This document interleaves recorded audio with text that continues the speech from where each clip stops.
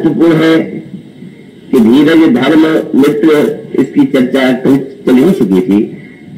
नारी की परीक्षा भी वस्तुतः विपत्ति नहीं होती, और सचमुच नारी के प्रति जो विपत्ति की परीक्षा है, और उस परीक्षा में जनक नंदिनी सीता ने स्वयं अपने आप को जिन विपत्तियों में, जिन कष्टों में वे एक आदर्श प्रस्तुत करती है, वो हम सबके लिए परम प्रेरक है।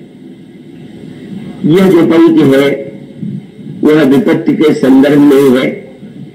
हम सब यह भली भांति जानते हैं कि प्रभु श्री रामभद्र को जब महारानी कैकेयी के द्वारा वनवास दिया जाता है, तो उस समय प्रभु कौशल्या अम्मा से आज्ञा लेने के लिए उनके चरणों में प्रणाम करते हुए जब चलने के लिए प्रस्तुत होते हैं, जनक नंदिनी को यह समाचार मिला और वो आकर के प्रभु जहां मां के पास बैठे हुए हैं वहीं पर बैठ जाती है।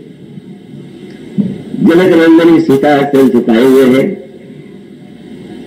और कुछ बोल नहीं पा रही है, पर उनके मुख पर विषाद का भाव है। गोस्वामी जी ने एक बड़ी कवित्वपूर्ण पंक्तियां उस समय प्रस्तुत किया। उस समय श्री सीता जी अपने चरण के जो नाखून है उसे पृथ्वी को कुरेद रही। स्वाभाविक है, उनके चरणों में आभूषण है, नूपुर है, और जब वो पृथ्वी को कुरेदती है तो ये एक शोक की मुद्रा है कि जब कुछ कहना सुनना अच्छा नहीं लगता और तब वो कुरेद करके जैसे अपने उस मस्तिष्क में एक चिंता की जो उनकी भावना है वह व्यक्त होती है। पर गोस्वामी जी इसको एक बड़ा कवित्वमय रूप देते हैं। स्वाभाविक है, जब नाखून से चरण को कुरेदती है तो आवाज होती है। गोस्वामी जी को नूपुरों में भी कुछ सुनाई देता है, और कभी तो वही है कि जो चेतन में नहीं जड़ की भाषा में भी सुन सके। और फिर ये जड़ भी कैसा का, वह जड़ ऐसा कि इसे जड़ कहना भी शायद भक्ति भावना की दृष्टि से अपराध है। सीता जी के चरणों के जो नूपुर है, आभूषण है, वो तो मिटाने कितनी साधना तपस्या के बाद उन्हें जनक नंदिनी का श्री चरण मिला होगा। तो नूपुर को इस समय संकेत जब गोस्वामी जी उसकी ध्वनि का वर्णन करते हैं तो हम सब का ध्यान उस ओर जाना चाहिए। वह है प्रसंग पुष्प वाटिका।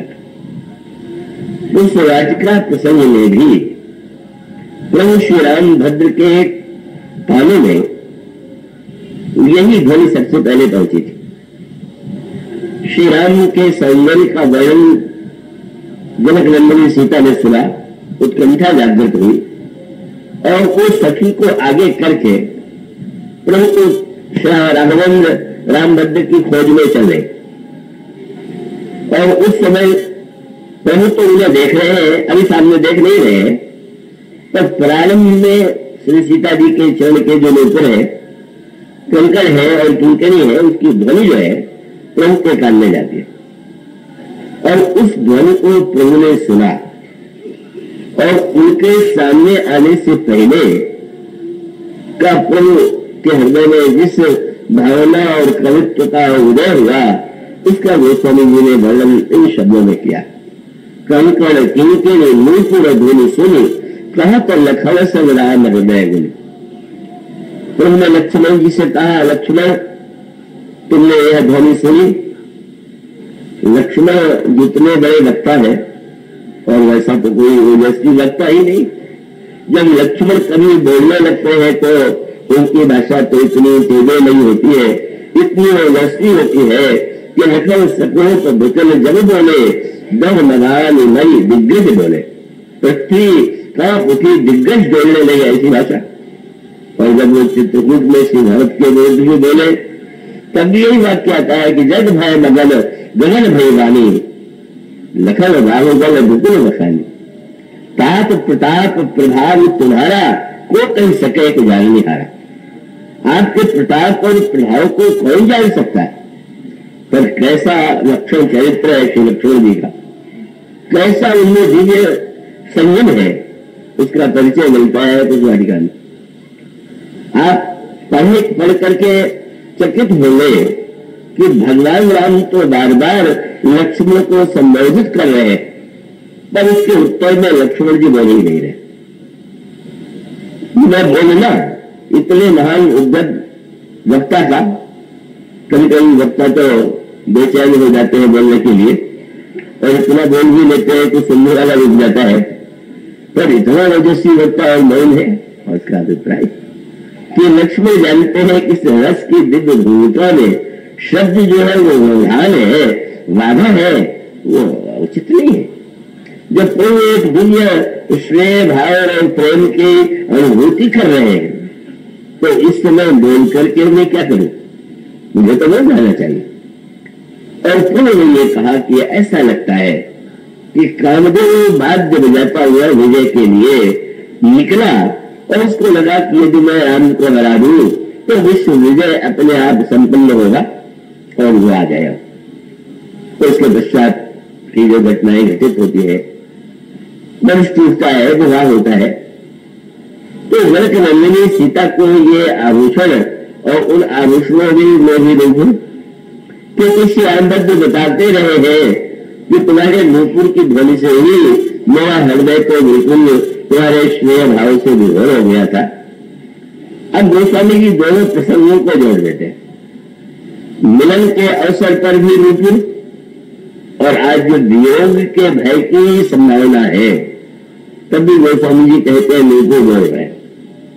और नूपुरों से सीता जी का वार्तालाप चल रहा है। क्या चल रहा है? मानो जनक नंदिनी नूपुरों से कहती है कि वाटिका में भी मेरे लिए बोलना समय नहीं था, और यहां भी बोलना बड़ा कठिन है, लेकिन जैसे तुमने वहां पर ध्वनि के द्वारा हमारे हृदय के संदेश को प्रीतम तक पहुंचा दिया था, इसलिए आज भी तुम ध्वनि के द्वारा मेरी अंतर व्यथा को, व्याकुलता को तुम पहुंचाओ। मैं बोल नहीं पा रहा हूं, पर मेरे हृदय की दशा क्या होगी। तो गोस्वामी जी उसको एक नया अर्थ दे देते हैं। जब नूपुरों से श्री सीता जी ने यह प्रस्ताव किया तो नूपुर बोलने लगे, पर वो श्री राम से पहले सीता जी से कुछ कह रहे हैं। क्या ठीक है, मुझे सौभाग्य मिला कि आपके प्रेम का संदेश पहुंचाया, लेकिन आज पहुंचाने में तो बड़ी विपत्ति क्यों हो। उस समय तो मिलन हुआ और हमारा सौभाग्य बढ़ा, पर अगर मैं आज आप जो चाहते हैं कि कोई वन में जाते समय आपको साथ में ले जाए, यदि यह संदेश मैं सुना दूं तो जानते हैं इसका सबसे बड़ा दंड किसे भोगना पड़ेगा? हमें, क्योंकि कौन तो तपस्वी के वेश में जा रहे हैं, और जब आप उनके साथ तपस्वी के वेश में जाने लगेंगे तो हमें निश्चित रूप से निकाल के रख देंगे। तो आपका तो मिलन वियोग न होकर के मिलन दो का क्यों रहेगा, मेरा वियोग हो जाएगा। तो आपका संदेश तो हम तुम तक तब पहुंचाएंगे जब आप वचन दीजिए कि मुझे चरणों से अलग नहीं कीजिएगा। आप भी चरणों से अलग न करें और मैं उनसे अनुरोध करूं कि वे आपको साथ में लेकर के चले। गोस्वामी जी के शब्द आप में कहे होंगे, चारु चरण नख लेखति धरणी नूपुर मुखर मधुर कवि भरणी मनहु प्रेम बस विनती करहु हमें सीय पग जन परिहरे। यह अद्भुत संवाद चल रहा है। कौशल्या अम्मा ने देखा क्या उनकी पुत्र बधू सीता है, कितना स्नेह, कितना वात्सल्य, और उन्होंने यह अनुभव कर लिया कि सीता साथ में जाने के लिए लग गए।